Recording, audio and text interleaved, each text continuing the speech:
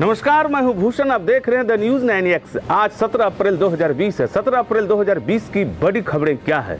देश में कोरोना मरीजों की संख्या 12,759 हो गई। कोरोना से अब तक मरने वालों की संख्या 420 हो गई। अब तक 1515 मरीज इस बीमारी से स्वस्थ भी हुए हैं। 20 अप्रैल से गैर जरूरी सामानों की भी होम डिलीवरी हो पाएगी। इसके लिए ऑनलाइन डिलीवरी करने वाली कंपनियां तैयार हो गई है।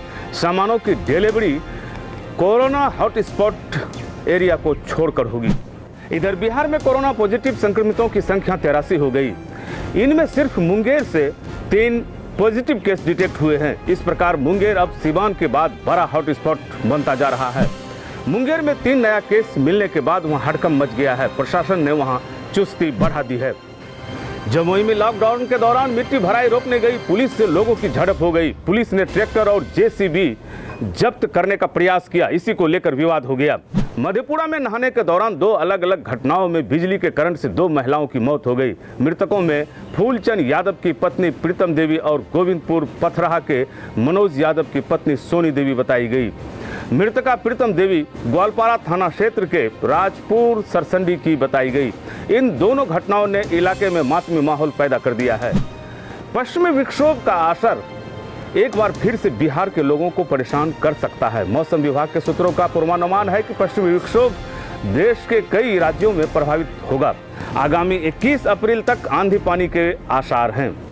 मुंगेर के उम्मी नदी में एक 8 वर्षीय बालक डूबकर मर गया। वह नदी स्नान करने गया था। मृतक का नाम समर कुमार बताया गया, जो रनगांव तारापुर के रविंद्र यादव का इकलौता पुत्र था। सहरसा में कोरेक्स के 200 बोतल के साथ एक युवक को पुलिस ने गिरफ्तार कर लिया, जबकि एक भागने में सफल रहा।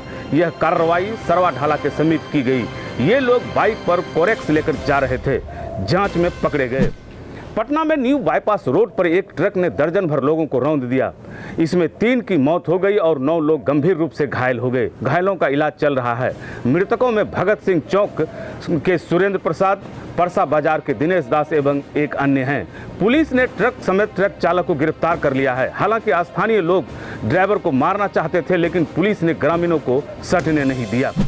पूर्णिया जिले के रघुवंश नगर ओपी के मौजम पट्टी पुल के पास 3 बाइक पर सवार 4 अपराध कर्मियों ने पिस्तौल का भय दिखाकर बिहारीगंज के किराना व्यवसायी अमित जायसवाल एवं उनके पिकअप वाहन के ड्राइवर से करीब 1,30,000 रुपये लूट लिया। पीड़ित व्यवसायी ने रघुवंश नगर ओपी में आवेदन दिया है। बताया गया कि वे पूर्णिया के गुलाबबाग थोक विक्रेता के यहाँ किराना का सामान खरीदने आ रहे थे।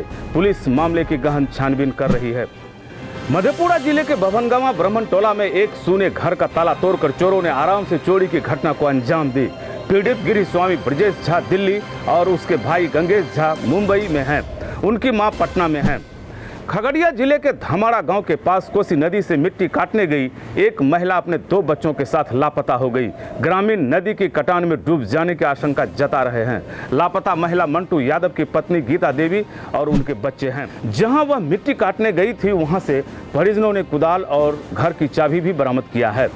बिहार का सिवान इन दिनों जहां कोरोना को लेकर चर्चा में है, वहीं चैनपुर ओपी क्षेत्र में एक मंदिर के पुजारी की पीट कर हत्या की चर्चा भी सरेआम हो रही है। जानकारी के मुताबिक हनुमानगढ़ी के मंदिर की छत पर सो रहे पुजारी की अज्ञात अपराधियों ने ईंट पत्थर से हमला कर और पीट कर हत्या कर दी। हत्या के बाद मंदिर से अष्टधातु की मूर्तियां एवं अन्य सामान लेकर चलते बने।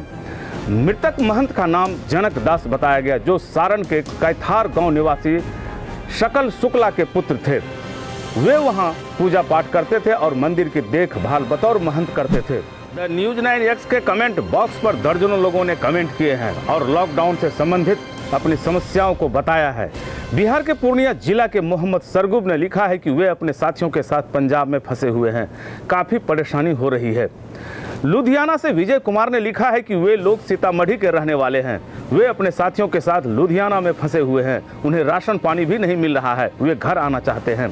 दरभंगा के मोहम्मद मिहनाज ने लिखा है कि वे अपने साथियों के साथ कश्मीर में फंस गए हैं। वे लोग काफ़ी परेशान हैं। उन्होंने लिखा है कि मेरी बिहार सरकार से गुजारिश है कि मदद करें।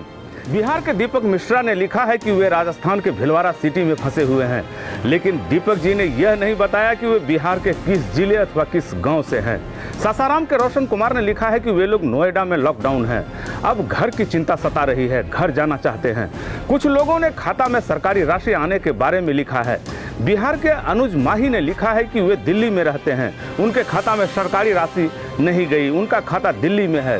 सनोज भी यही कह रहा है। साद खान ने सवाल रखा है कि जो लोग बिहार से बाहर हैं उन सब के लिए सरकार क्या कर रही है, जबकि सरकार की सारी योजनाओं और अब तक किए गए कल्याणकारी कार्यों के बारे में हमने एक दिन पूर्व ही बता दिया है। बिहार के रमेश कुमार काम करने गुजरात गए हुए हैं, वहीं वे लॉकडाउन में हैं। वे कहते हैं कि गरीबों को खाना नहीं मिल रहा है, खाना दिलाओ। वैशाली जिला के राकेश राज ने भी बड़ी ही तहजीब से लिखा है कि वे झारखंड में हैं और खाने के लिए पैसे नहीं हैं।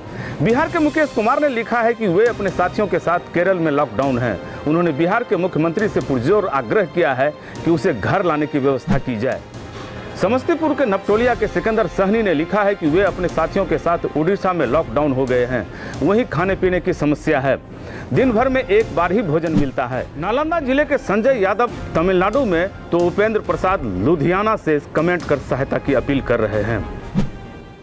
आप भी अपनी राय कमेंट बॉक्स में रख सकते हैं, अपनी समस्याओं को भी रख सकते हैं। ये थी बिहार और बिहार से जुड़ी महत्वपूर्ण खबरें कैसी लगी अपना सुझाव कमेंट बॉक्स में दें। साथ ही बिहार की खबरों के लिए आप हमारे साथ जुड़े रहें।